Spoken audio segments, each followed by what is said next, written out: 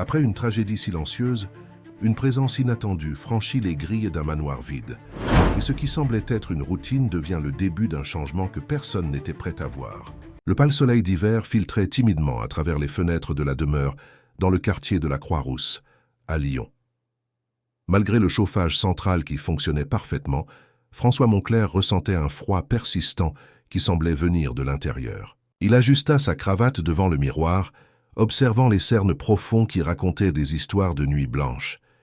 Le visage qui le fixait en retour semblait appartenir à un autre homme, pas à l'homme d'affaires confiant et charismatique, qui, il y a quelques mois encore, dirigeait avec aisance l'une des plus grandes chaînes hôtelières du sud de la France. L'horloge indiquait 7h30.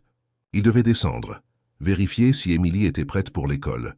Ou plutôt, il devait vérifier si la nouvelle employée, comment s'appelait-elle déjà?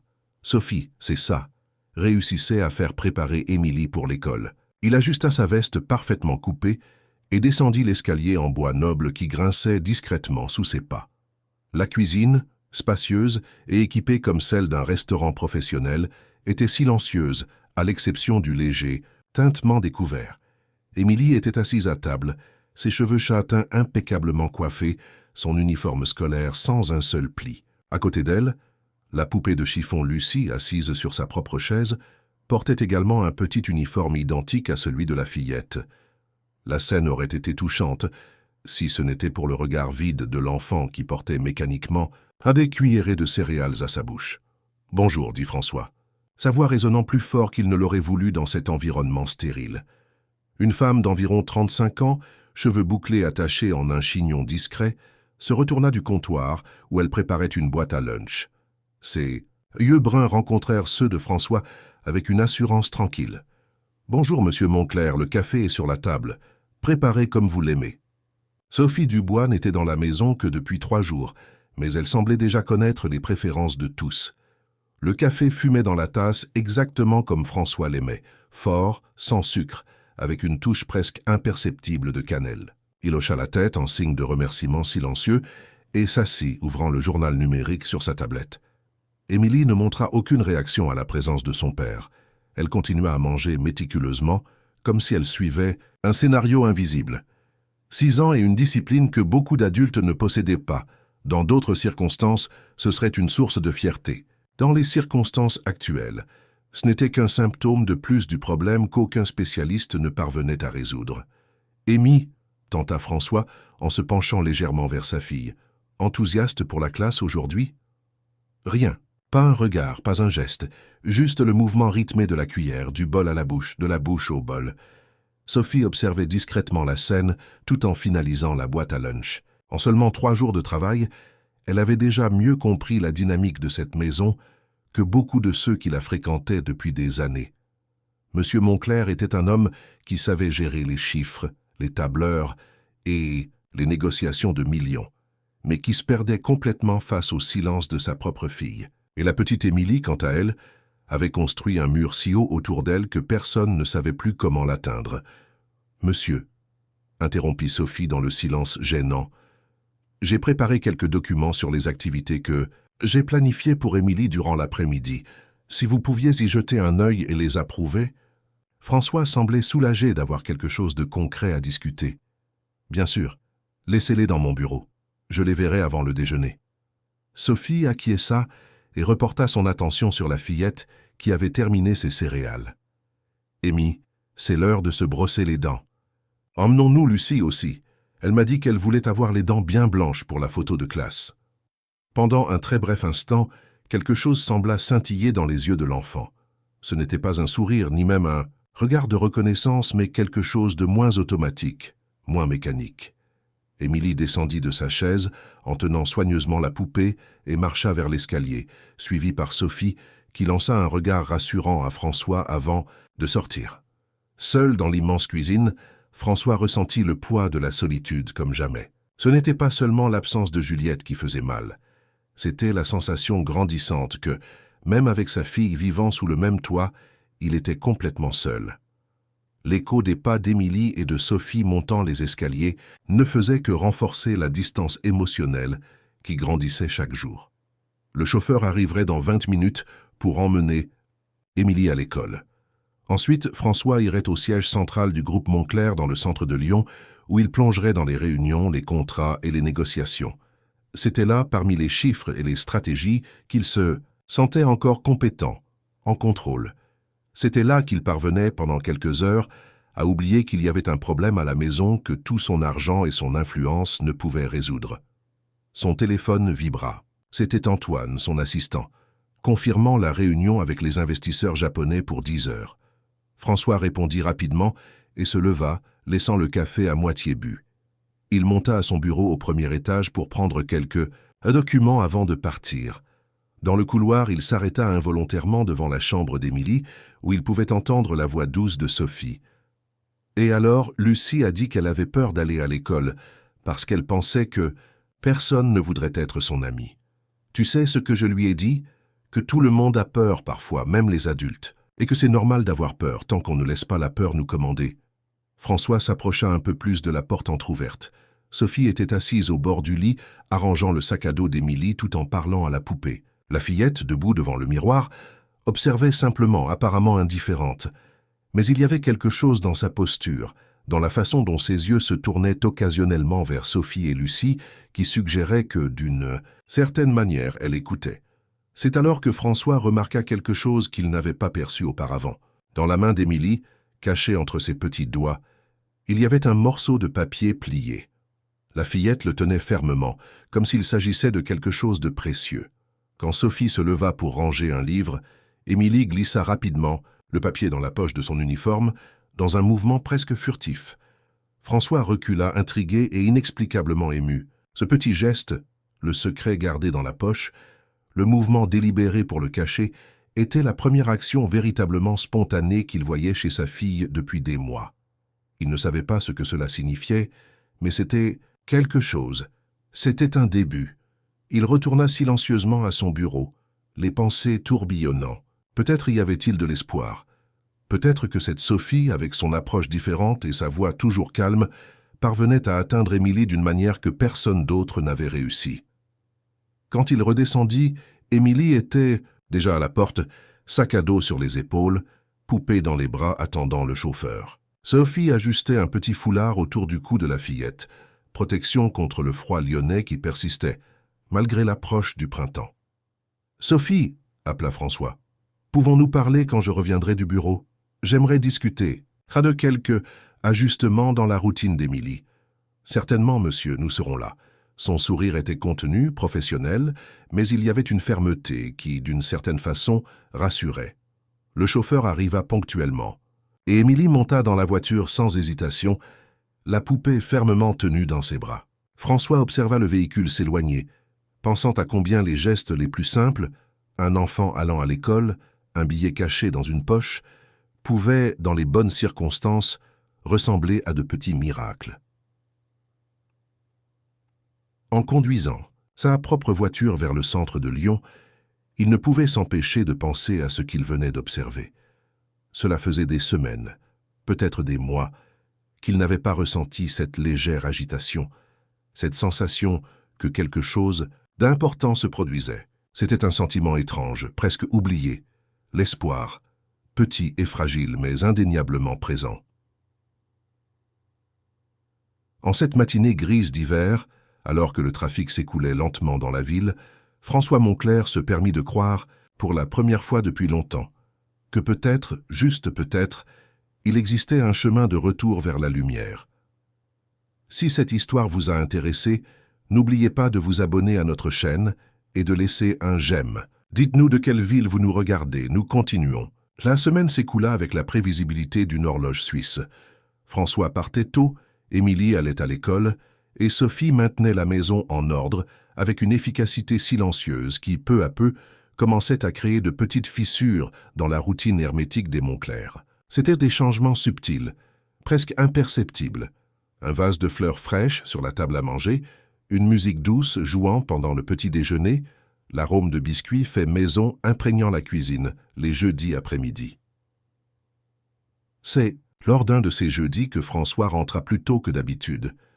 Une réunion annulée à la dernière minute lui avait donné quelques heures, inattendues de liberté, Et quelque chose en lui, peut-être la curiosité, peut-être cette étincelle d'espoir qu'il avait ressentie quelques jours plus tôt, le poussa à rentrer chez lui, plutôt que de rester au bureau. En se garant. Dans le garage, il remarqua que la porte donnant sur le jardin arrière était ouverte. Le son lointain de rire le surprit. Il se dirigea vers la source du son, contournant la maison à pas prudents, comme s'il craignait d'effrayer un animal rare. Ce qu'il vit le laissa figé. Au milieu du jardin, Sophie avait monté une sorte de campement improvisé avec des draps tendus sur des chaises. À l'intérieur de ce fort, Émilie était assise entourée de livres, de papiers colorés et de crayons. La poupée Lucie occupait une place d'honneur, assise sur son propre coussin. Sophie, agenouillée à côté de la structure, racontait une histoire gesticulant avec animation, sa voix modulant différents tons pour les divers personnages. Et puis, le plus surprenant, Émilie ne se contentait pas d'écouter. Elle réagissait. Pas avec des mots, c'est vrai, mais avec des expressions. Ses yeux suivaient les mouvements de Sophie. Son visage se contractait légèrement, en réponse aux parties tendues de l'histoire, et François n'en croyait pas ses yeux. Il y eut un moment où la fillette faillit sourire. François resta là, partiellement caché par l'ombre d'un arbre, craignant que sa présence ne brise l'enchantement de ce moment. Il observa pendant plusieurs minutes, sentant une émotion étrange et puissante grandir dans sa poitrine. C'était comme assister à un miracle se produisant dans son propre jardin, lent, progressif, mais indéniable. C'est alors que Sophie remarqua sa présence. « Monsieur Monclerc, nous ne vous attendions pas si tôt. » Elle se leva rapidement, lissant sa jupe, dans un geste qui trahissait une certaine nervosité. François se rendit compte qu'elle craignait d'avoir dépassé certaines limites, d'avoir fait quelque chose qui n'était pas dans ses attributions. « Nous ne voulions déranger personne avec notre jeu ici dehors, » expliqua-t-elle, tandis qu'Émilie, remarquant la présence de son père, reprenait sa posture rigide habituelle, le bref éclair de vie disparaissant de son visage. « Vous ne dérangez personne, » se hâta de dire François, en faisant quelques pas en avant. « En fait, c'est agréable de vous voir profiter du jardin. Il est rarement utilisé. » Un silence gêné flotta entre eux. François regarda sa fille, maintenant renfermée dans le fort improvisé, et ressentit une pointe de culpabilité pour avoir interrompu ce qui semblait être le premier moment de véritable connexion de la fillette depuis longtemps. « Que faisiez-vous » demanda-t-il, essayant de paraître décontracté, intéressé. Sophie sembla se détendre un peu. « Nous faisions un journal. Le journal secret du fort, n'est-ce pas, Amy ?»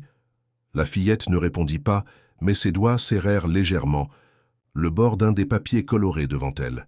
« Amy est la rédactrice en chef, » continua Sophie, « et Lucie est la reporter spéciale. Elle couvre la grande nouvelle du jour, la découverte d'un trésor caché dans le jardin. » François s'approcha un peu plus, se penchant pour voir les papiers éparpillés. C'étaient des dessins étonnamment détaillés pour une enfant de 6 ans. Une carte du jardin, un coffre rempli de bijoux, une figure qui semblait être Sophie tenant une clé dorée. Et, ce qui attira le plus son attention, un petit dessin dans le coin d'une des feuilles, 3 figures se tenant par la main. C'était rudimentaire, comme tout dessin d'enfant, mais reconnaissable. Un enfant, un homme en costume et une femme aux cheveux bouclés. François sentit sa gorge se serrer. « Puis-je voir le journal quand il sera prêt ?» Sophie regarda Émilie, comme pour demander sa permission. La fillette ne leva pas les yeux, mais fit un mouvement presque imperceptible, avec sa tête qui pouvait être interprétée comme un assentiment. « Je pense que oui, » répondit Sophie en souriant. « Peut-être pourriez-vous même contribuer avec une nouvelle pour la prochaine édition. » Ce soir-là, pendant le dîner, quelque chose avait changé. Il n'y eut pas de conversation, bien sûr. Émilie ne parlait toujours pas, mais l'atmosphère était différente, moins dense, moins oppressante. Sophie avait préparé des lasagnes, le plat préféré de la fillette, et pour la première fois depuis des semaines, François vit sa fille manger avec quelque chose qui ressemblait à de l'enthousiasme. Après qu'Émilie fut mise au lit, François invita Sophie à une conversation dans son bureau. C'était la première fois qu'il l'appelait dans un espace aussi personnel de la maison, et il fut lui-même surpris par ce geste. Le bureau de François était un reflet de sa personnalité professionnelle, organisé, imposant, avec des étagères, de livres soigneusement alignés, des diplômes encadrés et une vue privilégiée sur le jardin illuminé. Sophie entra avec la même posture sereine que d'habitude, mais François remarqua une lueur de curiosité dans ses yeux alors qu'elle observait les détails de l'environnement. « S'il vous plaît, asseyez-vous » indiqua-t-il un fauteuil en cuir devant son bureau. Sophie obéit, s'installant au bord du siège, les mains croisées sur ses genoux. « Je veux comprendre ce que vous faites avec Émilie » dit François, sans détour. Sophie ne sembla pas intimidée par le caractère direct de la question. « Je suis ce que j'ai appris de mon expérience avec les enfants en situation de traumatisme, monsieur. Chaque enfant trouve son propre chemin pour gérer la douleur. Émilie a choisi le silence. Je n'essaie pas de la forcer à l'abandonner. Je crée simplement des espaces sûrs où elle pourra éventuellement se sentir à l'aise pour s'exprimer d'autres façons. » François hocha la tête, pensif. Les spécialistes ont dit qu'elle avait besoin d'une thérapie intensive, peut-être de médicaments. Ils ont parlé d'un placement dans une clinique spécialisée à l'étranger. Puis-je vous demander ce que vous avez pensé de ces suggestions ? La question prit François par surprise. Personne, jusqu'alors, n'avait demandé son opinion sur les traitements proposés pour sa fille. « Je fais confiance aux professionnels », répondit-il évasivement. Sophie le regarda avec une franchise déconcertante. « Mais vous n'avez pas accepté le placement, sinon je ne serais pas ici. » C'était vrai, malgré toute sa rationalité, quelque chose en François s'était rebellé contre l'idée d'envoyer sa fille au loin. Ce n'était pas seulement la distance physique qui le dérangeait, mais la sensation qu'en faisant cela, il admettrait une défaite définitive, l'incapacité de prendre soin du seul morceau de famille qui lui restait. « Ce que j'ai vu aujourd'hui dans le jardin, » dit-il, changeant légèrement de sujet, était la première fois depuis des mois qu'Émilie montrait un intérêt pour quoi que ce soit. Sophie sourit, un sourire authentique qui illumina son visage d'une manière que François n'avait pas remarquée auparavant. « Ce n'était pas la première fois, monsieur Monclerc. Amy montre de petits signes de progrès depuis la semaine dernière. Ils sont subtils, c'est vrai. Un dessin plus coloré, un regard qui s'attarde un peu plus, un choix délibéré de ce qu'elle veut porter le matin. Pour quelqu'un habitué aux grands gestes, ces détails peuvent passer inaperçus. Il y avait quelque chose dans ses paroles, pas une critique directe, mais une observation attentive, qui fit sentir François exposé. C'était comme si Sophie pouvait voir à travers sa façade d'homme d'affaires accompli, l'homme perdu et effrayé, qui essayait désespérément de prétendre avoir tout sous contrôle. « Je crois que je n'ai pas été très observateur, » admit-il, dans un rare moment de vulnérabilité. « Vous avez une entreprise à gérer, » répondit Sophie avec gentillesse, « et votre propre douleur à traiter. » Cette dernière phrase frappa François comme un coup dans l'estomac. Sa propre douleur, c'était quelque chose dont il ne parlait jamais, qu'il ne permettait jamais de remonter à la surface. Il l'avait enterrée si profondément que parfois, il parvenait même à oublier qu'elle était là, le rongeant de l'intérieur comme un acide silencieux. Sophie sembla percevoir l'impact de ses paroles et changea rapidement de ton.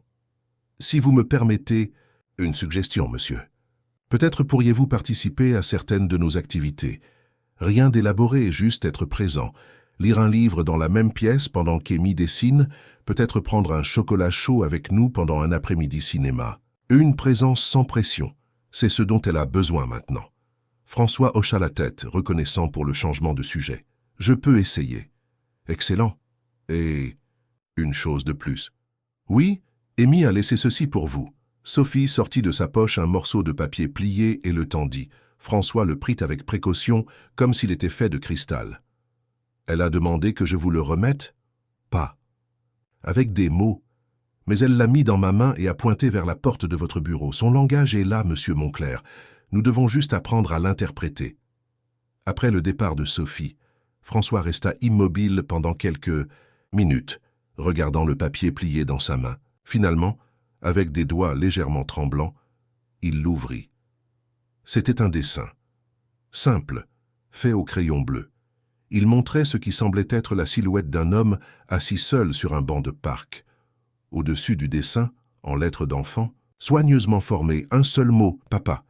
Ce n'était qu'un mot, un dessin simple, mais pour François Monclerc ce soir-là, c'était comme recevoir le plus précieux des cadeaux, une reconnaissance, une invitation peut-être, une petite fenêtre s'ouvrant dans un mur qui semblait infranchissable. Avec soin, presque révérence, il posa le dessin sur le bureau et le lissa doucement avec la paume de sa main. Ensuite, il ouvrit le tiroir et sortit un dossier de documents importants. Il plaça le dessin d'Émilie devant tous, les papiers, ferma le dossier et le rangea à nouveau. Il regarda par la fenêtre le jardin maintenant sombre, où des heures plus tôt il avait été témoin de ce petit miracle. Les lumières extérieures éclairaient doucement le fort de drap que Sophie avait laissé monter, se balançant légèrement dans la brise nocturne. D'une certaine façon, cela semblait être le symbole de quelque chose de nouveau commençant à prendre forme dans sa maison, quelque chose de fragile, d'improvisé, mais plein de possibilités. Les jours s'accumulèrent sur le calendrier, se transformant en semaines. Septembre arriva, apportant avec lui les premiers signes du printemps lyonnais, les fleurs commençant à éclore dans la ville, des journées progressivement plus longues et une chaleur timide qui commençait à chasser le froid persistant de l'hiver. Dans la demeure des Montclair, un autre printemps, plus subtil et significatif, semblait également éclore lentement. Suivant la suggestion de Sophie, François avait commencé à modifier sa routine. Il rentrait plutôt à la maison, au moins 3 fois par semaine. Les jeudis, il travaillait à domicile pendant l'après-midi, installé à une table dans le jardin, assez proche pour observer Émilie et Sophie dans leurs activités, mais assez distant pour ne pas interférer. C'étaient de petits ajustements, mais qui produisaient des effets surprenants. Cet après-midi de jeudi, alors qu'il revisait des contrats pour l'expansion du réseau sur la Côte d'Azur, François se surprit une fois de plus distrait, observant l'interaction entre sa fille et Sophie. Elles avaient créé un jardin miniature dans un grand pot, avec de petites plantes, des pierres colorées et des figurines d'animaux. Sophie expliquait quelque chose sur la mousse et l'humidité, tandis qu'Émilie, avec une concentration intense, positionnait soigneusement un minuscule banc de jardin fait de bâtonnets. « Je pense que Lucie adorera s'asseoir ici pour lire », commenta Sophie, faisant référence à la poupée qui, comme toujours, accompagnait toutes les activités de la fillette.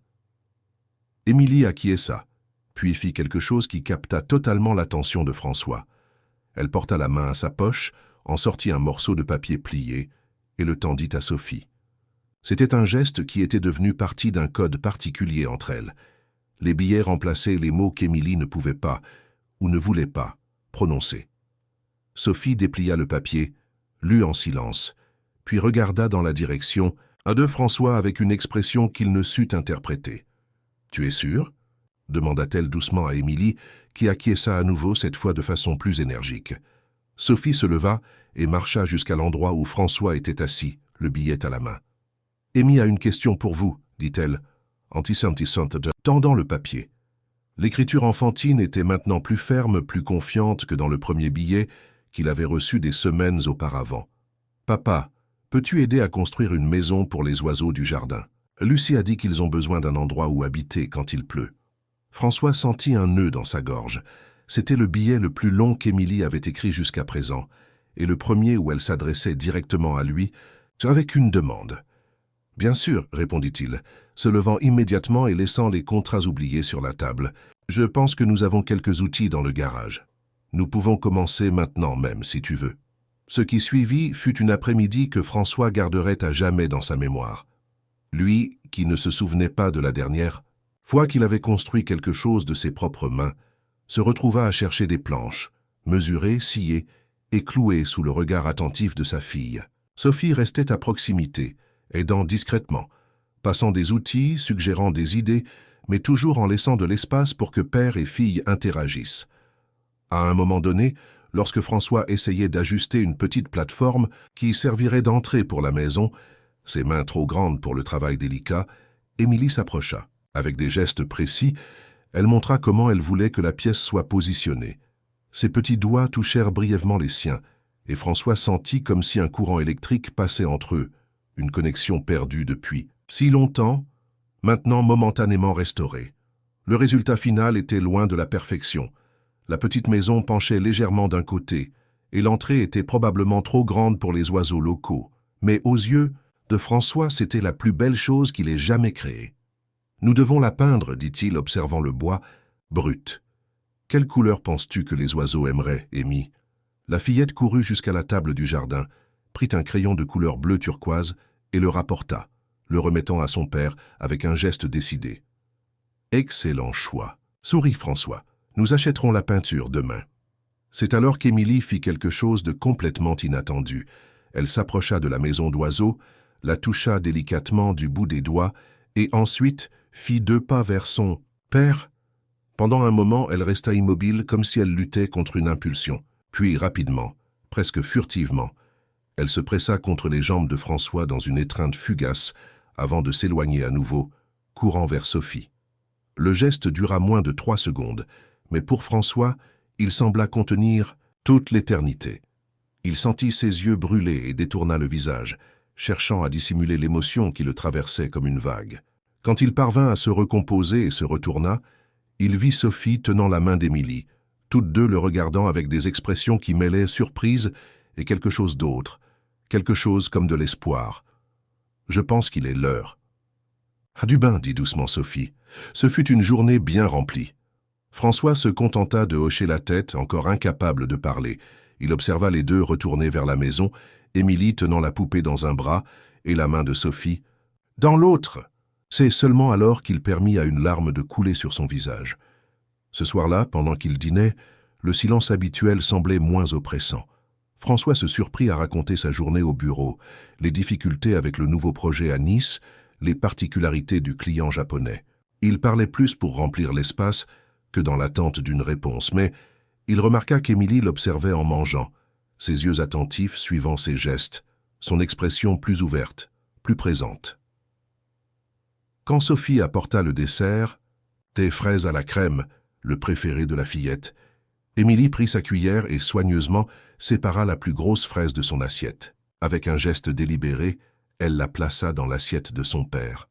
François regarda la fraise puis sa fille, ne sachant pas comment réagir à ce petit geste de générosité. Ce fut Sophie qui, avec sa tranquillité habituelle, sauva le moment. « Quelle gentillesse, Émy.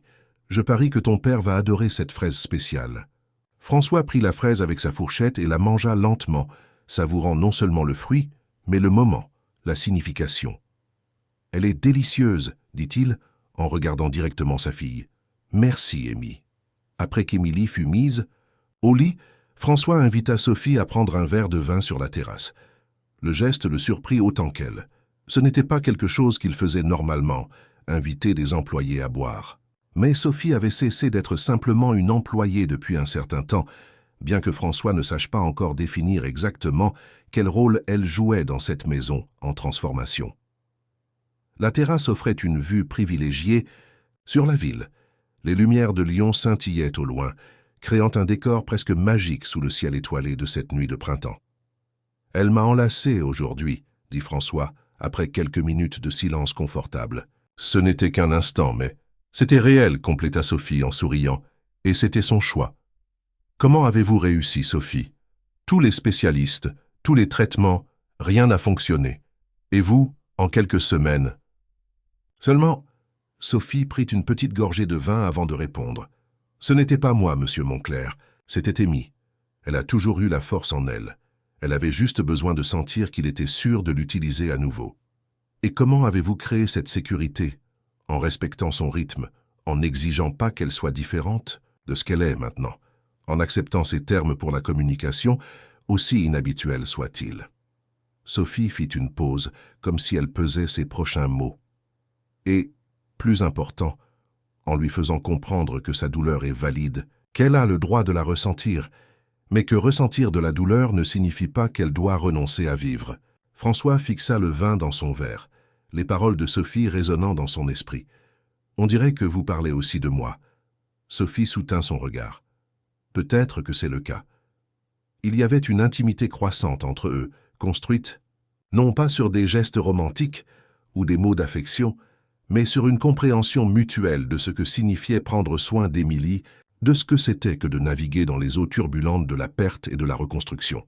« Vous avez de la famille, Sophie ?» La question sortit avant que François puisse y réfléchir davantage. C'était la première fois qu'il manifestait un intérêt pour la vie personnelle de Sophie. « J'ai mes parents en Normandie, un frère à Marseille. » Elle sourit légèrement. « Je suis tante de 2 neveux bruyants que je pense qu'Amy adorerait rencontrer un jour. Et vous n'avez jamais voulu avoir vos propres enfants? Une ombre passa rapidement sur le visage de Sophie. Si, beaucoup, mais la vie ne suit pas toujours le scénario que nous avons planifié. Il y avait une histoire là, François s'en rendit compte. Une histoire de perte, peut-être similaire à la sienne sous certains aspects. Mais avant qu'il puisse en demander plus, le téléphone de Sophie sonna. Elle regarda l'écran et son expression changea. « Je dois répondre, si ça ne vous dérange pas. C'est mon agent. » François acquiesça et Sophie s'éloigna de quelques pas parlant à voix basse. La conversation fut brève, mais quand elle revint, quelque chose avait changé dans sa posture. « Un problème ?» demanda François. « Pas exactement, juste une opportunité inattendue. » Elle n'élabora pas, et François n'insista pas. Le moment d'intimité était passé, et tous deux restèrent en silence, contemplant les lumières de la ville pendant quelques minutes de plus, avant de se souhaiter bonne nuit.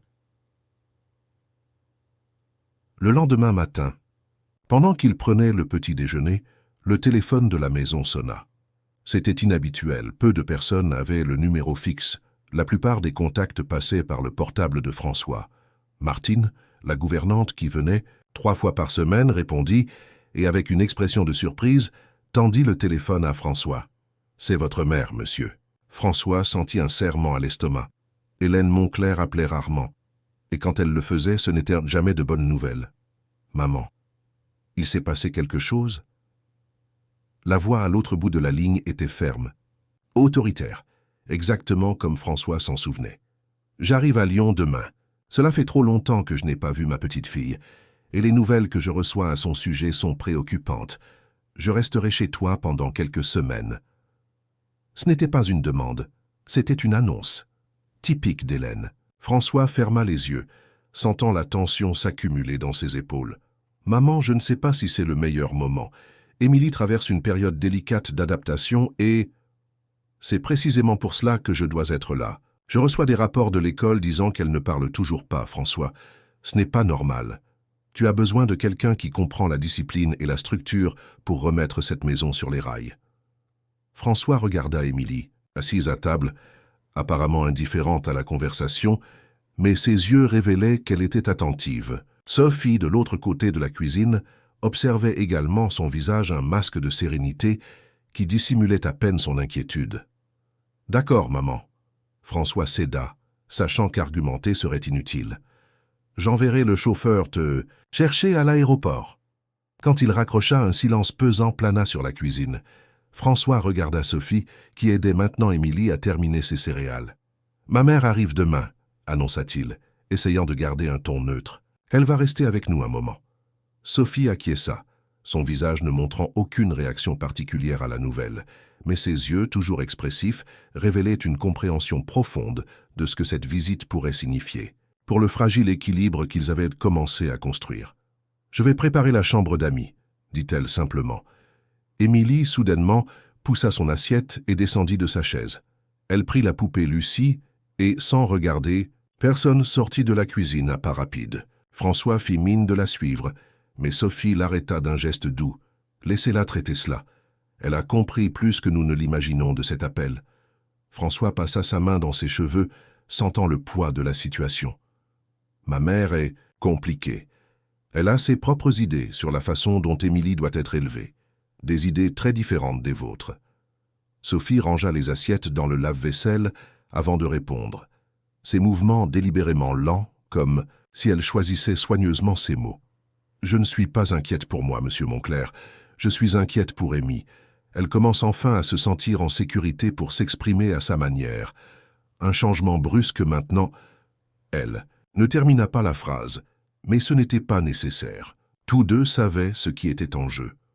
Hélène Moncler arriva exactement comme elle l'avait annoncé, à 10h30 du matin, avec 3 valises de marque, une expression de mécontentement permanent et l'aura intimidante qui l'accompagnait, toujours. Grande, élégante, avec ses cheveux gris impeccablement teints dans un ton blond discret et arrangés en un chignon rigide, elle entra dans la demeure comme quelqu'un qui inspecte une propriété récemment acquise. Cette maison est étouffante, fut sa première observation, tandis qu'elle remettait son manteau au chauffeur. toutes ces fenêtres et personne ne pense à les ouvrir? François, qui avait quitté le bureau plus tôt pour l'accueillir, se limita à un sourire tendu. « Bonjour, maman. Comment était le voyage ?»« Turbulent, » répondit Hélène, avançant dans le hall d'entrée, ses talons résonnant sur le sol de marbre. « Où est Émilie? Elle ne vient pas saluer sa grand-mère ?»« Elle est avec Sophie dans le jardin. »« Je vais les appeler. »« Sophie? Ah oui, la professionnelle spécialisée que tu as engagée. Je ne suis toujours pas convaincu que c'était la décision la plus judicieuse, François. Émilie a besoin d'un traitement sérieux, pas d'une nounou. » François respira profondément, sentant déjà la tension monter. Il était sur le point de répondre quand il entendit des pas légers venant du couloir. Sophie et Émilie entrèrent par la porte latérale, la fillette tenant fermement la main de Sophie, la poupée Lucie solidement tenue dans son autre bras. « Madame, Montclair, c'est un plaisir de vous rencontrer. » Sophie s'avança, tendant sa main libre dans un salut professionnel. « Je suis Sophie Dubois. » Hélène examina Sophie de haut en bas, serrant brièvement sa main, avec un sourire qui n'atteignait pas ses yeux. « La fameuse mademoiselle Dubois. François a mentionné votre travail dans nos conversations. » Son ton laissait clairement entendre que mentionner ne signifiait pas nécessairement complimenter. Puis elle tourna son attention vers sa petite fille. « Émilie, viens faire un câlin à grand-mère, comme tu as grandi. » La fillette resta partiellement cachée derrière Sophie, ses grands yeux fixés sur sa grand-mère. Elle ne bougea pas. Hélène fronça les sourcils, clairement mécontente de ce manque de réponse. « Ce n'est pas poli, Émilie. Quand un adulte te parle, surtout un membre de la famille, tu dois répondre. » François intervint rapidement. « Maman, Émy ne parle toujours pas, comme je te l'ai expliqué. »« Absurdité, » répliqua Hélène avec un geste impatient. « Elle parle quand elle veut, j'en suis certaine, c'est une question de discipline. » Elle se tourna à nouveau vers sa petite fille, cette fois avec une voix plus ferme. « Émilie, viens saluer ta grand-mère correctement, maintenant. » L'ambiance devint tendue. Émilie serra encore plus la main de Sophie, son petit corps rigide comme une statue. Ce fut Sophie qui brisa l'impasse, s'abaissant au niveau de la fillette. « Émy, et si nous montrions à ta grand-mère le jardin miniature que nous avons fait? Je suis sûre qu'elle adorera voir le travail incroyable que tu as réalisé. » Hélène interrompit avant qu'Émilie puisse réagir. « Mademoiselle Dubois, j'apprécie votre intention, mais je préfère avoir un moment seul avec ma petite fille. Nous avons beaucoup à nous dire, n'est-ce pas, Émilie ?»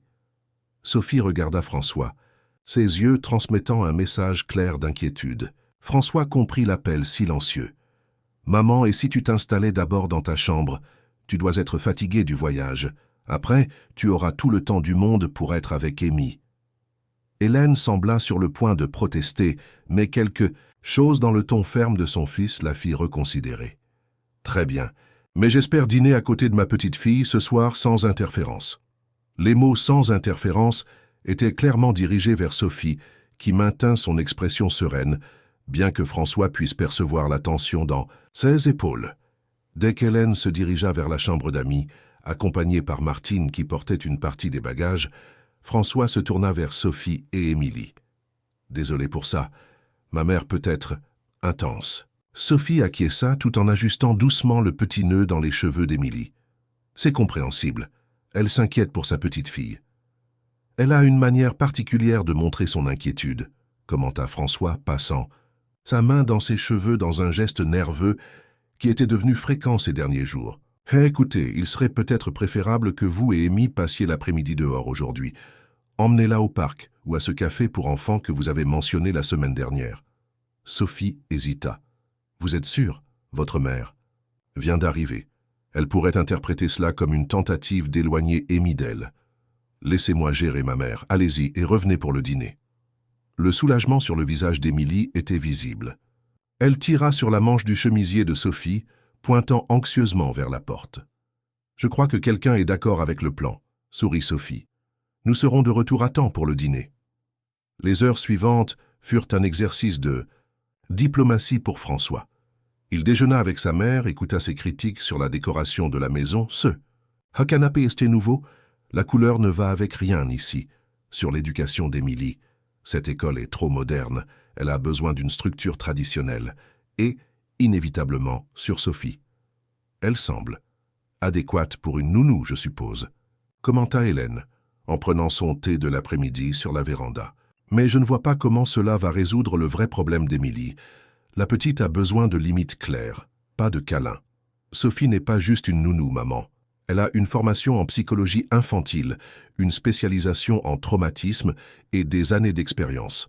De l'expérience en quoi exactement? À permettre aux enfants de contrôler les adultes autour d'eux? Émilie a 6 ans, François. Elle ne peut pas décider si elle veut parler ou non. C'est ridicule. François sentit l'irritation monter, mais s'efforça de rester calme. Ce n'est pas une question de décision, maman. C'est une réponse au traumatisme. Et oui, Sophie a de l'expérience en cela. Avant de venir travailler avec nous, elle a aidé de nombreux enfants dans des situations similaires ou pires. Et que fait-elle exactement avec Émilie, que tous ces coûteux spécialistes n'ont pas fait? La question prit François par surprise, non par son contenu, mais parce que soudainement, il se rendit compte qu'il avait une réponse. Elle écoute, maman. Elle écoute ce qu'Émilie dit même quand elle n'utilise pas de mots. Hélène leva un sourcil parfaitement dessiné. Cela sonne comme de la psychologie bon marché d'auto-assistance, François. Je ne savais pas que tu étais devenu si sentimental. Avant qu'ils puissent répondre, ils furent interrompus par le son de la porte qui s'ouvrait. Sophie et Émilie revenaient de leur promenade, la fillette portant ce qui semblait être une petite plante dans un pot coloré. « Bonjour », salua Sophie, toujours polie. « J'espère que nous n'interrompons pas. »« Pas du tout », répondit François, sincèrement soulagé par leur arrivée. « Qu'avez-vous là ?» Émilie s'approcha timidement, tendant le pot à son père. C'était une petite succulente, plantée dans un pot qu'elle avait elle-même peint avec des couleurs vives et des motifs géométriques. « Amy a choisi la plante, » expliqua Sophie, « et décoré le pot à l'atelier du café. La dame a dit que c'est une plante qui a besoin de peu d'eau, parfaite pour qui apprend à s'occuper de son premier jardin. »« Elle est magnifique, Amy, » sourit François, s'abaissant pour être à la hauteur de sa fille. « On la met dans ta chambre ?» Émilie secoua la tête négativement et pointa vers Hélène, surprenant tout le monde. « Pour moi ?» demanda Hélène, sincèrement surprise. La fillette acquiesça, faisant 2 pas hésitants vers sa grand-mère avant de tendre à nouveau le pot. Pendant un moment, le masque de rigidité d'Hélène sembla se fissurer. Elle prit le cadeau avec soin, examinant les détails de la peinture enfantine. « C'est très joli, Émilie. Merci. » Le moment de tendresse, cependant, fut bref. Quand Émilie se retourna pour revenir près de Sophie, Hélène remarqua la poupée de chiffon qui, comme toujours, accompagnait sa petite fille. « Cette poupée semble assez usée, » commenta-t-elle, revenant à son ton critique habituel. « Nous devons t'acheter de nouveaux jouets, ma chérie. Quelque chose de plus approprié pour une fille de ton âge. Peut-être une poupée de porcelaine pour ta collection. » Émilie serra Lucie contre sa poitrine, ses yeux soudainement écarquillés d'appréhension. Sophie intervint doucement. « Lucie est une amie très spéciale pour Amy, n'est-ce pas, Amy ?» La fillette acquiesça vigoureusement. « Lucie ?» répéta Hélène, avec une évidente désapprobation. « Vous avez donné un nom à un morceau de tissu ? En fait, dit François, percevant la tension croissante, Lucie a toujours été son nom, depuis qu'Émile l'a reçu en cadeau de... » Il s'arrêta brusquement, conscient du territoire dangereux dans lequel il s'aventurait. Juliette avait fait la poupée pour Émilie quand elle avait 4 ans. C'était l'un des derniers souvenirs tangibles que la fillette avait de sa mère. Un silence inconfortable tomba sur le groupe. Ce fut Martine qui le brisa, apparaissant à la porte de la véranda. « Le dîner sera servi dans 30 minutes, monsieur. » « Merci, Martine, » répondit François, soulagé par l'interruption. « Allons tous nous rafraîchir avant de dîner. » Le dîner fut une épreuve. Hélène domina la conversation avec des histoires. Un de sa vie sociale à Paris, des critiques voilées sur la façon dont François gérait les affaires familiales, et des observations sur le comportement préoccupant d'Émilie. La fillette touchait à peine à la nourriture, gardant les yeux fixés sur son assiette, la poupée Lucie fermement tenue sur ses genoux sous la table. « Émilie, c'est impoli d'apporter des jouets à table, » déclara finalement Hélène, après avoir observé sa petite fille jouer avec sa nourriture sans intérêt. « Laisse cette poupée dans ta chambre maintenant même. » La réaction fut instantanée. Émilie pâlit, ses yeux se remplissant de larmes. Sophie, assise à côté d'elle, posa doucement une main sur son épaule. « Madame Moncler, Lucie est très importante pour Amy en ce moment. Peut-être pourrions-nous... Mademoiselle Dubois ?» interrompit Hélène avec froideur. « Je vous remercie pour votre contribution, mais je parle à ma petite fille des bonnes manières à table. Quelque chose qui fait certainement partie de son éducation. » François sentit son sang bouillir. Il vit la terreur dans les yeux de sa fille, le malaise de Sophie. Et quelque chose en lui, quelque chose qui avait été endormi depuis longtemps, finalement s'éveilla. « Maman, dit-il, avec une fermeté qui surprit tout le monde, y compris lui-même, Lucie reste. Et ce n'est pas ouvert à discussion. » Hélène sembla choquée par la résistance de son fils. « François, ne sois pas ridicule. Tu laisses une enfant de 6 ans dicter les règles de cette maison? C'est précisément le problème ici. Émilie doit apprendre que... » « Ce dont Émilie a besoin, interrompit François, maintenant sa voix contrôlée mais ferme, c'est de se sentir en sécurité et soutenue. Lucie l'est dans cela, donc la poupée reste. » Un silence stupéfait tomba sur la table. Hélène regardait son fils comme s'il avait soudainement commencé à parler dans une langue étrangère. Sophie gardait les yeux baissés, mais un petit sourire jouait sur ses lèvres. Et Émilie, le plus surprenant de tout, leva les yeux vers son père, ses yeux brillants non pas de larmes, mais de quelque chose qui ressemblait presque à de l'admiration. Le reste du dîner se déroula dans un silence tendu, interrompu seulement par des commentaires polis sur la nourriture et le temps. Quand ils eurent terminé, Hélène annonça qu'elle était fatiguée du voyage et se retira dans sa chambre, non sans lancer un regard significatif à François qui disait clairement « Cette conversation n'est pas terminée ». Plus tard, après que Sophie eut mis Émilie au lit, François la trouva dans le couloir. « Vous allez bien ?» demanda-t-elle, remarquant son expression tendue. « Ça va, c'était juste intense. » Sophie sourit, ce sourire doux qui, d'une certaine façon, semblait toujours calmer les tempêtes intérieures de François. « Vous avez été incroyable aujourd'hui, dit-elle doucement. Défendre Amy comme ça, c'était exactement ce dont elle avait besoin. Je ne sais pas si j'ai fait la bonne chose. Ma mère n'a pas complètement tort concernant les limites et la discipline. La discipline ne signifie pas ignorer les besoins émotionnels d'un enfant, répondit Sophie avec une conviction tranquille. Vous avez trouvé l'équilibre parfait. Vous avez montré à Amy que vous respectez les règles d'éducation, mais aussi que vous la protégerez quand ces règles entreront en conflit avec ce dont elle a besoin pour se sentir en sécurité. Leurs regards se croisèrent pendant un moment trop long pour être fortuit, trop court pour être significatif. Il y avait quelque chose qui grandissait entre eux, une compréhension, un respect mutuel, et peut-être quelque chose de plus qu'aucun des deux n'était prêt à nommer. « Bonne nuit, Sophie », dit finalement François. « Bonne nuit, monsieur. Montclair. » En marchant vers sa chambre, François réalisa que, pour la première fois depuis la perte de Juliette, il ne se sentait plus complètement perdu. Il avait pris position, fait un choix clair basé non pas sur des attentes externes ou des conventions sociales, mais sur ce qu'il savait au fond être le mieux pour sa fille. Et d'une certaine façon, cela le faisait se sentir plus léger, plus ancré, comme s'il était finalement en train de retrouver son chemin vers la personne qu'il était avant que tout ne s'écroule. De l'autre côté du couloir, dans sa chambre temporairement transformée en un royaume de silence et d'observation, Hélène Montclair analysait méthodiquement tout ce qu'elle avait vu ce jour-là. Dans son esprit ordonné et stratégique, elle commençait à formuler un plan. Si son fils était influencé par cette femme, cette Sophie avec ses méthodes modernes et sa gentillesse qu'Hélène considérait comme une faiblesse déguisée, alors c'était son devoir maternel d'intervenir avant qu'il ne soit trop tard.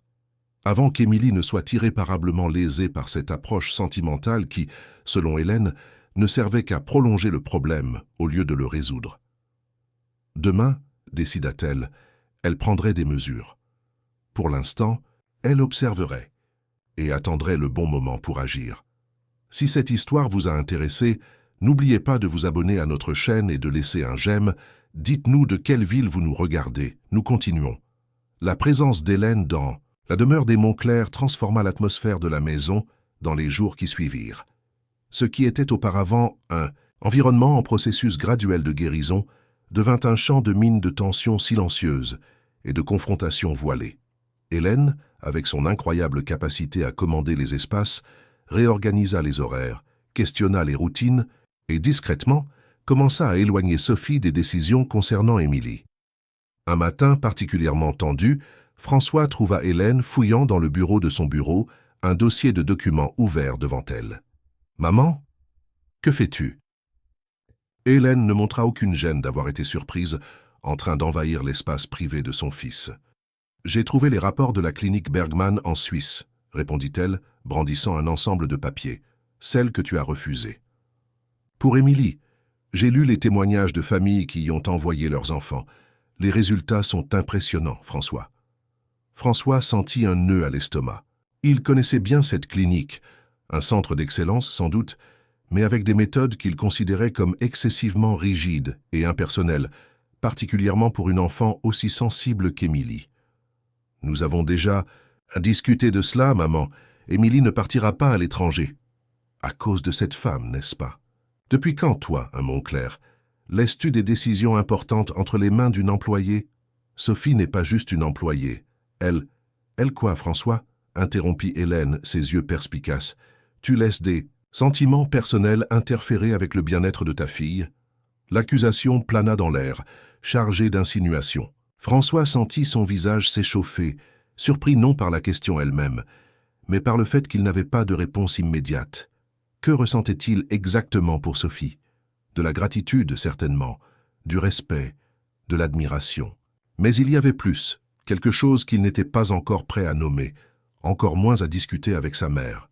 « Mes sentiments ne sont pas en question, » répondit-il finalement. « Les progrès d'Émilie le sont. Et elle progresse, maman. Tu ne le vois pas parce que tu n'étais pas là avant, mais la différence est énorme. Elle communique à sa manière. Elle s'ouvre. Elle redevient une enfant. » Hélène ferma le dossier d'un geste ferme. « François, je vais être direct. Je suis inquiète. Pas seulement pour Émilie, mais pour toi aussi. Depuis le départ de Juliette, tu sembles perdu, vulnérable. Je comprends que mademoiselle Dubois soit apparue à un moment où tu avais désespérément besoin d'aide, mais je crains que ta gratitude ne se transforme en quelque chose qui puisse nuire à ton jugement. » « Maman. »« Non, laisse-moi finir. Appelle la clinique Bergman. Parle-leur simplement. Si après cela tu crois toujours que cette méthode alternative est la meilleure pour Émilie, je n'insisterai plus. » François soupira, passant une main dans ses cheveux. « D'accord, j'appellerai. Mais je ne promets rien de plus. » Le sourire de victoire d'Hélène fut presque imperceptible. « C'est tout ce que je demande. Maintenant, je vais voir ce qu'Émilie fait. Martine a dit qu'elle est dans le jardin. » Après le départ d'Hélène, François resta dans son bureau, se sentant étrangement pris au piège. Ce n'était pas seulement la pression de sa mère qui le dérangeait, mais la sensation croissante qu'il se trouvait à une croisée des chemins. Une ou n'importe quelle voie choisie changerait irréversiblement le cours de sa vie. Et, plus important, celle d'Émilie. C'est dans cet état de contemplation inquiète que Sophie le trouva une demi-heure plus tard. Elle frappa doucement à la porte entr'ouverte, son visage révélant une préoccupation qu'elle essayait, sans grand succès, de dissimuler. « Monsieur Montclair, puis-je vous parler un instant ?» François lui indiqua la chaise en face de lui. « Bien sûr. Est-il arrivé quelque chose à Amy ?»« Pas exactement. Elle est dans le jardin avec votre mère. Madame Montclair lui montre des photos d'une école en Suisse, très jolie, d'après ce que j'ai pu voir. » Le ton soigneusement neutre de Sophie ne parvenait pas à cacher entièrement son appréhension. François ferma brièvement les yeux, sentant la frustration monter. « Ma mère est... ma mère. Je comprends, et je respecte qu'il s'agisse d'affaires de famille, mais... » Sophie hésita, chose rare pour quelqu'un généralement si sûr de ses paroles. « Je dois vous faire part de quelque chose. J'ai reçu une proposition. Une famille à Genève, en Suisse. 2 enfants, conditions excellentes, contrat de 2 ans. » La nouvelle frappa François comme un coup physique. Pendant un moment, il ne put réagir, comme si son cerveau refusait de traiter l'information. « Vous allez accepter ?» demanda-t-il finalement, sa voix plus rauque qu'il ne l'aurait voulu. « Je n'ai pas encore décidé. La proposition est ouverte. Et depuis quelques jours, je ne voulais pas en parler avant d'être sûr. Et maintenant? Qu'est-ce qui a changé ?» Sophie regarda par la fenêtre, en direction du jardin où Hélène et Émilie étaient assises sur un banc de pierre, Madame Montclair gesticulant en montrant quelque chose sur sa tablette. « Votre mère a clairement fait comprendre qu'elle considère ma présence ici problématique Et bien que je croie fermement au travail que nous faisons avec Amy, je ne veux pas être source de conflits dans votre famille. Ma mère ne décide pas qui travaille dans cette maison, Sophie. C'est moi qui décide. Ce n'est pas si simple, monsieur Monclerc. Si votre mère a raison, s'il existe un meilleur traitement pour Amy quelque part, et si elle n'a pas raison, interrompit François, se penchant en avant. Si ce dont Amy a réellement besoin est exactement ce que vous lui avez offert, du temps, de la patience, un espace pour guérir à sa propre manière. Sophie rencontra son regard et pendant un moment le masque professionnel qu'elle maintenait si soigneusement sembla se dissoudre. Il ne s'agit pas seulement d'Amy, n'est-ce pas? Il se passe autre chose ici. François se sentit exposé, vulnérable, comme si Sophie pouvait voir à travers toutes les couches de protection qu'il avait construites autour de ses sentiments. Que voulez-vous dire? Cette maison, nous tous, nous construisons quelque chose. Ce n'était pas prévu, ce n'était pas dans le contrat, mais c'est arrivé. Et maintenant? Maintenant, ma mère est arrivée et menace ce fragile équilibre, compléta François. Et maintenant, corrigea Sophie doucement, vous avez une décision importante à prendre. Une qui doit être basée uniquement sur ce qui est le mieux pour Amy. Pas sur ce que votre mère désire, pas sur ce que je crois, et pas même sur ce qui pourrait commencer à se passer entre nous. Cette dernière partie fut dite presque dans un murmure, comme une confession. Pour la première fois, il reconnaissait ouvertement qu'il y avait quelque chose qui grandissait entre eux, quelque chose de délicat, non planifié, potentiellement compliqué. Avant que François puisse répondre, ils entendirent des pas dans le couloir. Hélène et Émilie revenèrent du jardin, la grand-mère maintenant une main ferme sur l'épaule de sa petite-fille, la guidant comme si la fillette ne connaissait pas le chemin dans sa propre maison. « Ah, mademoiselle Dubois, je vous cherchais », dit Hélène, son ton faussement cordial. Émilie semble un peu pâle. Elle devrait peut-être se reposer avant le déjeuner. Émilie regardait Sophie avec des yeux implorants, clairement perturbée par quelque chose. Sophie se leva immédiatement. « Bien sûr, viens, Amy, je vais te lire cette nouvelle histoire. » Tandis que Sophie sortait avec Émilie, Hélène entra, dans le bureau fermant la porte derrière elle. « Tu as appelé la clinique ?» demanda-t-elle sans préambule. « Pas encore, maman. J'étais occupée. »« Eh bien, peut-être que ceci te motivera. » Hélène tendit un papier à François. « J'ai trouvé cela dans la poche du manteau d'Émilie pendant que nous étions dans le jardin. C'était l'un des billets d'Émilie, écrit avec son écriture enfantine, mais celui-ci était différent des autres que François avait vus. Il était plus long, plus élaboré. « Chère Lucie, j'ai peur que grand-mère m'emmène loin. Elle a dit qu'elle connaît un endroit loin où ils vont me faire parler à nouveau. Je ne veux pas y aller. Je veux rester avec toi, avec papa et avec Sophie. Je crois que papa veut aussi que Sophie reste. Il sourit différemment quand elle est là, comme dans les films d'amour que maman regardait. » François sentit son visage s'enflammer, tant par l'invasion de l'intimité de sa fille que par le contenu du billet. « Tu as fouillé dans ses poches ?» demanda-t-il incrédule. Le papier dépassait. Et ne change pas de sujet, François. Ceci confirme exactement ce que je craignais. Cette femme crée une dépendance émotionnelle malsaine. Émilie associe maintenant la capacité de communiquer à une sorte de punition ou de menace. « Qu'as-tu dit à propos de la clinique, maman ?» François se leva, sa voix plus ferme. « Qu'as-tu exactement mis dans la tête de ma fille pour la laisser effrayée ?» Hélène recula d'un pas, surprise par la réaction de son fils. « J'ai simplement montré les installations. Expliquer que là-bas, il y a des médecins spécialisés qui pourraient l'aider à retrouver sa voix. C'était tout à fait positif. » Si positif qu'elle est terrifiée à l'idée d'être envoyée au loin. Les enfants exagèrent, François, tu le sais. Non, maman, ce que je sais, c'est que tu as dépassé toutes les limites. Tu n'avais pas le droit de discuter de cela avec Émilie sans mon autorisation. Je suis sa grand-mère. Et je suis son père. La décision finale m'appartient. Les deux se regardèrent fixement, la tension palpable entre eux. Ce fut Hélène qui parla en premier, son ton soudainement plus calculé. Très bien, je vois que nous sommes dans une impasse. Mais considère ceci, François. Ta mademoiselle Dubois a reçu une proposition pour travailler en Suisse. Elle me l'a dit elle-même quand je l'ai interrogée sur ses qualifications. François sentit comme si le sol s'ouvrait sous ses pieds. Elle t'a parlé de la proposition. Cela ne semblait pas être un secret. En fait, elle a laissé entendre qu'elle envisageait sérieusement de l'accepter. Quelque chose à propos d'opportunités professionnelles qu'on ne peut pas refuser. Les paroles d'Hélène plantèrent une graine de doute chez François. Sophie lui avait mentionné la proposition quelques minutes auparavant et d'une manière bien différente de ce que sa mère suggérait. Serait-il possible qu'elle soit, en fait, plus encline à accepter qu'elle ne l'avait admis? De toute façon, poursuivit Hélène, profitant de la confusion visible de son fils, cela pourrait être une bénédiction déguisée. Si elle va en Suisse, elle sera près de la clinique.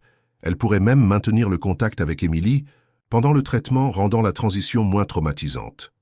C'était une manipulation transparente mais efficace. François se retrouva momentanément sans mots, pris dans un réseau de doutes et de possibilités contradictoires. « J'ai besoin de réfléchir, maman.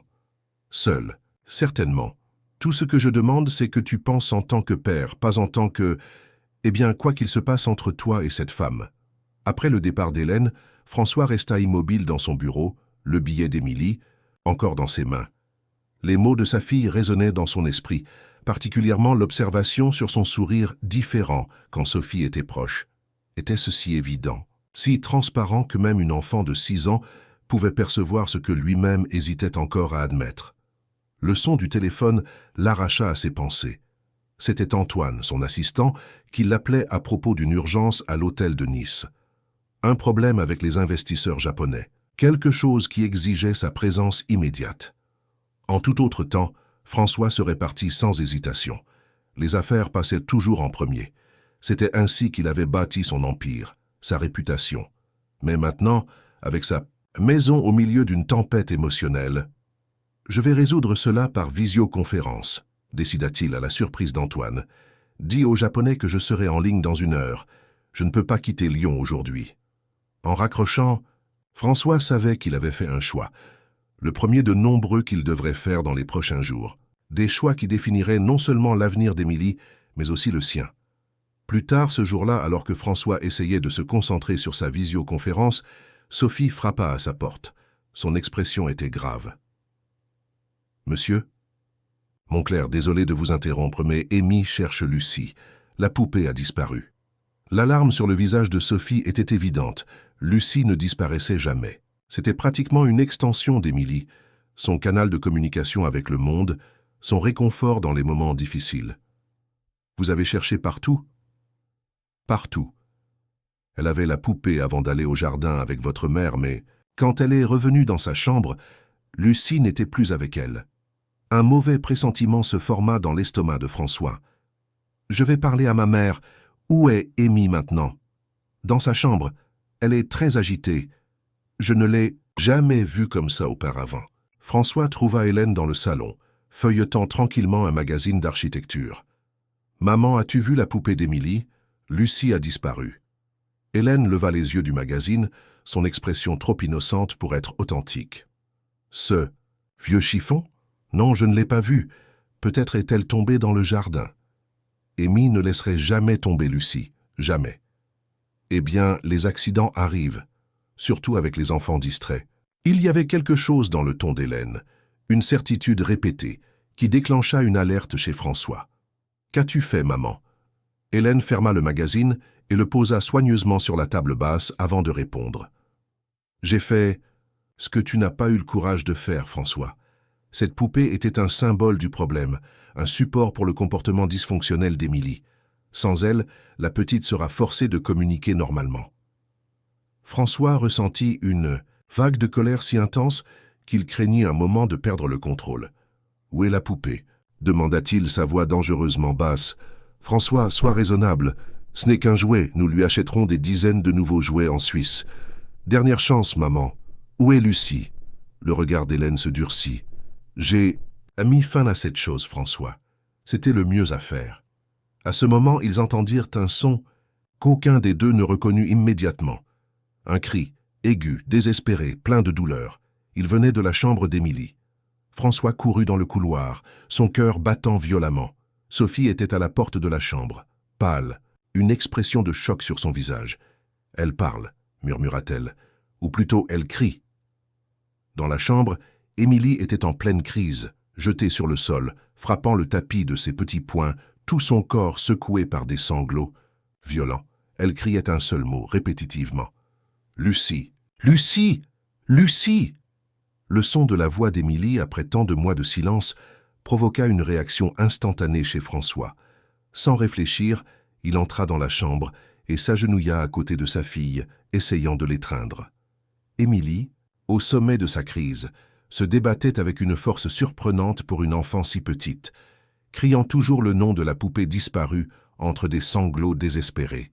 « Émi, je suis là, répétait François, gardant sa voix calme malgré le tourbillon d'émotions qui le consumait. « Nous allons retrouver Lucie, je te le promets. » Sophie restait à la porte, le choc initial laissant place à une détermination professionnelle. D'un geste subtil, elle indiqua à François qu'il serait peut-être préférable de donner un peu d'espace à Émilie. Il comprit et s'éloigna légèrement, toujours à genoux sur le sol. « Émi » appela doucement Sophie, s'approchant avec des pas calculés. « C'est normal de ressentir de la colère, c'est normal de crier. Tu t'inquiètes pour Lucie, n'est-ce pas ?» Entre les sanglots, Émilie acquiesça vigoureusement, ses yeux rouges fixés sur Sophie. « Elle est toute seule, » balbutia la fillette, sa voix rauque d'avoir tant pleuré. « Elle doit avoir peur. » C'étaient les premiers mots complets que François entendait de sa fille depuis 8 mois. Malgré la situation dramatique, il ressentit une émotion presque écrasante en l'entendant former des phrases à nouveau. « Nous allons la retrouver, » promit Sophie, s'asseyant sur le sol à côté d'Émilie. « Ton père va chercher partout, n'est-ce pas, monsieur Montclair ?» François acquiesça, retenant les larmes qui menacèrent de s'échapper. « Je vais retourner toute la maison s'il le faut, Émi. Lucie reviendra vers toi. » Hélène apparut à la porte de la chambre, attirée par les cris. Son visage, normalement impassible, montrait un mélange de surprise et quelque chose qui pourrait être interprété comme de la satisfaction. « Elle parle, » constata-t-elle, comme si cela prouvait une théorie à elle. « Tu vois, François, parfois nous avons besoin de mesures drastiques pour... »« Dehors !» interrompit François sans même regarder sa mère. « Maintenant. » Le ton n'admettait pas de contestation. Hélène, clairement peu habituée à être traitée de cette manière, surtout par son fils, hésita un moment avant de se retirer silencieusement. Émilie, maintenant plus calme mais tremblant encore, regardait son père avec une intensité qui le transperçait. « Grand-mère a pris Lucie, » dit-elle, sa voix petite, mais étonnamment ferme. « Elle a dit que c'était pour mon bien, que je devais grandir. » François sentit une nouvelle vague de colère, mais garda son sang-froid pour Émilie. « Je vais parler à grand-mère. Nous allons découvrir où est Lucie. » Il se leva, déterminé, mais avant qu'il ne puisse sortir, Émilie l'appela à nouveau. « Papa ?» Ce seul mot, « papa », prononcé à voix haute pour la première fois depuis si longtemps, fit s'arrêter François immédiatement. « Oui, Émi, ne laisse pas grand-mère m'emmener loin, d'accord? Je veux rester ici avec toi et avec Sophie. » La simplicité et l'honnêteté de la demande frappèrent François comme la foudre. Tout devint soudainement clair, tous les doutes qui l'avaient tourmenté ces dernières semaines, se dissolvant comme du brouillard sous le soleil. « Personne ne t'emmènera nulle part, Émi. C'est ta maison. Nous sommes ta famille. » Il regarda Sophie en prononçant la dernière phrase, et quelque chose passa entre eux. Une reconnaissance silencieuse que « nous » n'était pas juste un mot fortuit, mais une déclaration d'intention, de possibilité. Quand François retrouva Hélène dans le salon, il n'eut pas besoin de dire un mot. Son expression disait tout. Hélène, assise rigidement dans le fauteuil, releva le menton dans un geste de défi. « Elle parle, François. Ma méthode a fonctionné. »« Ta méthode ?» répéta-t-il, incrédule. « Traumatiser une enfant qui a déjà traversé trop de pertes n'est pas une méthode, maman. C'est de la cruauté. » « J'essaie d'aider ma petite fille. Cette poupée était une béquille, un obstacle à son développement normal. Lucie n'est pas juste une poupée, c'est un lien avec Juliette. C'est la dernière chose que ma fille a de sa mère. » La mention de Juliette sembla finalement pénétrer l'armure d'Hélène. Un éclair d'incertitude traversa son visage. « Je ne savais pas. » « Elle n'a jamais mentionné. Parce que tu n'as jamais demandé, maman.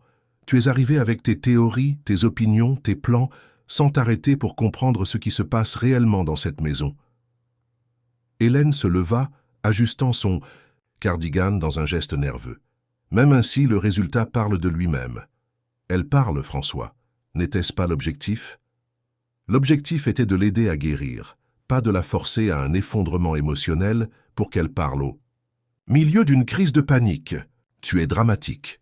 Et toi, tu es cruel. Où est la poupée, maman? Hélène détourna le regard, montrant pour la première fois quelque chose proche de l'embarras. Dans la poubelle. Le camion de collecte est passé il y a environ une heure. François ferma les yeux, essayant de contrôler la colère qui menaçait de déborder. Tu dois partir, maman. Aujourd'hui même. Quoi? Je te demande de quitter ma maison maintenant. François, tu ne peux pas être sérieux. Je suis ta mère.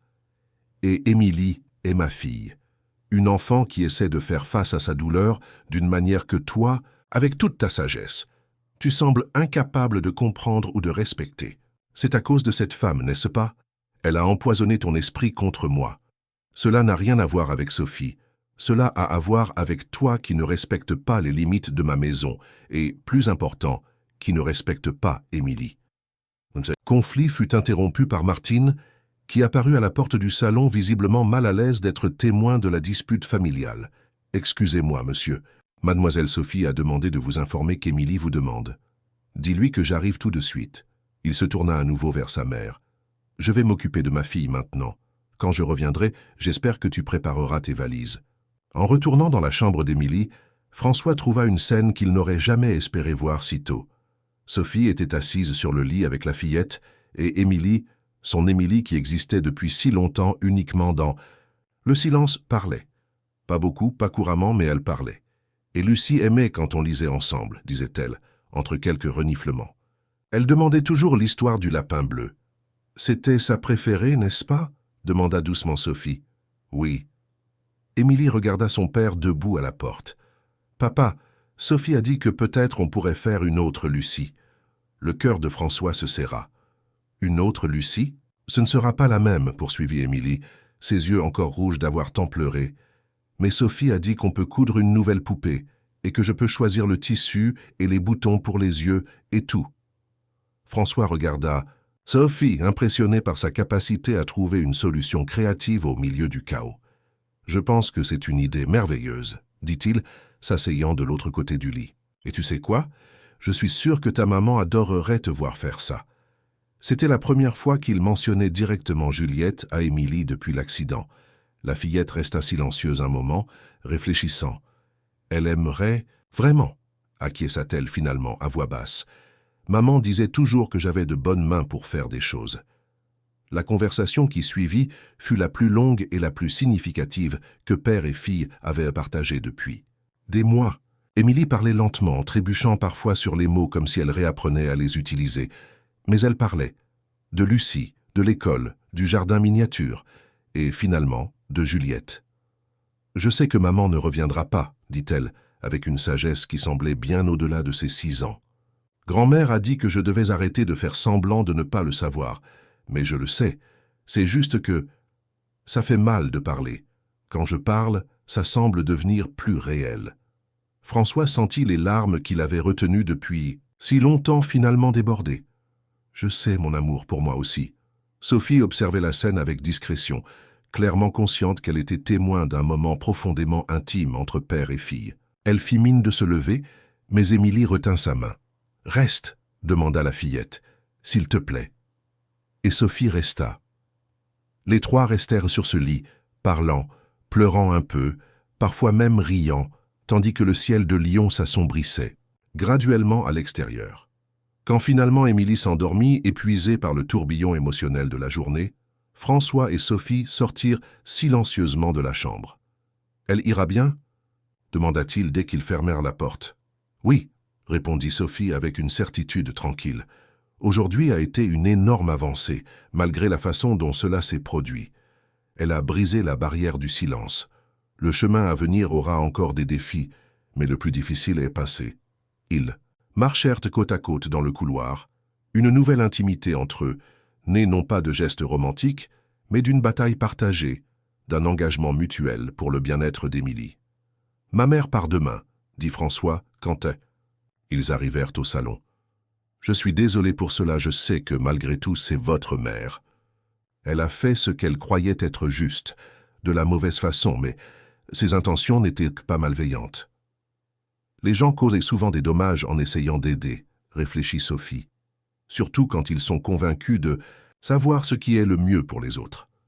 Il y avait une sagesse dans ces paroles qui résonnait profondément en François. Depuis combien de temps lui-même avait-il essayé de réparer Émilie, voyant son silence comme un problème à résoudre, et non comme une réponse qui devait être comprise. À propos de cette proposition de la Suisse, commença-t-il hésitant. Sophie sourit légèrement. J'ai déjà informé mon agent que je ne suis pas intéressé. Vous êtes sûr, cela semble être une opportunité incroyable. C'est vrai, sans doute, mais... Elle fit une pause, comme si elle choisissait soigneusement ses prochains. Mots. Certaines choses sont plus importantes que les opportunités professionnelles.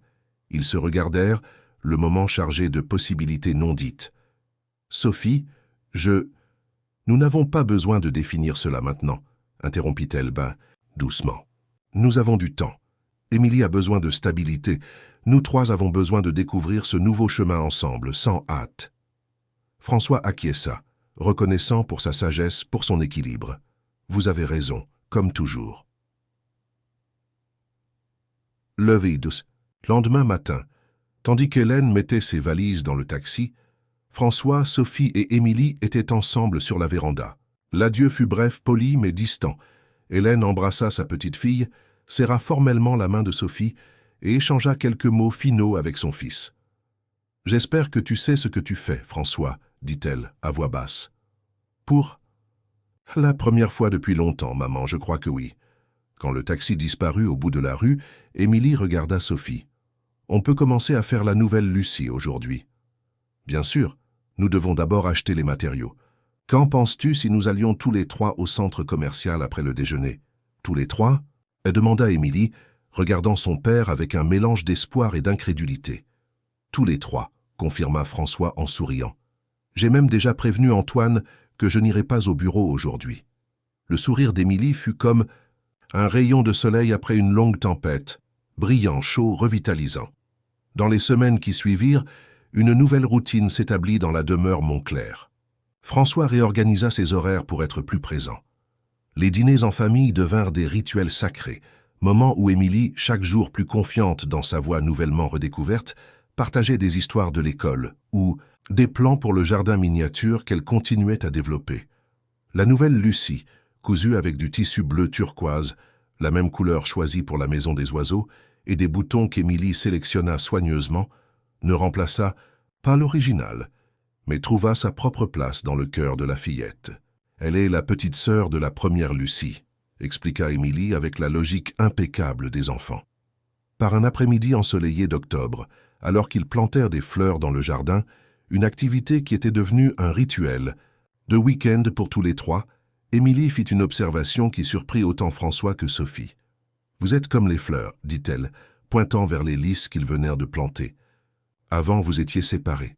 Maintenant, vous grandissez ensemble. » François et Sophie échangèrent des regards, tous deux touchés par la perception de la fillette. « C'est une très belle observation, Émy, » dit Sophie en souriant. « Je sais, » répondit Émilie, avec la confiance restaurée qui la caractérisait désormais. « Et je sais aussi autre chose. » « Quoi ?» demanda François, curieux. « Que maman aimerait Sophie. Vraiment beaucoup. » Les mots simples atteignirent François comme une bénédiction inattendue. Il n'avait jamais considéré cette possibilité, ce que Juliette penserait de Sophie, des nouvelles directions que leur vie prenait. L'approbation d'Émilie, si sincère et spontanée, semblait d'une certaine façon compléter un cycle, fermer une blessure qui était restée ouverte trop longtemps. Ce soir-là, après qu'Émilie fut mise au lit, François trouva Sophie sur la terrasse, contemplant les lumières de la ville. C'était une habitude qu'ils avaient développée, ces moments calmes à la fin de la journée, partageant un thé ou, occasionnellement, un verre de vin. « À quoi pensez-vous » demanda-t-il, la rejoignant. « À la balustrade. Au commencement, » répondit Sophie, son regard encore fixé sur l'horizon illuminé de Lyon. « À comment ils peuvent surgir des endroits les plus inattendus. Comme une enfant qui a cessé de parler et une nounou qui a été bien plus que ce pourquoi elle a été engagée. » Sophie sourit, se tournant pour le regarder. Quelque chose comme ça. Il y avait une nouvelle légèreté entre eux, une sensation de possibilité qui n'avait pas besoin d'être précipitée ou définie prématurément. Quoi que ce soit, qui grandissait là, cette connexion qui avait commencé comme un respect professionnel et évolué vers quelque chose de bien plus profond, avait le temps de s'épanouir naturellement.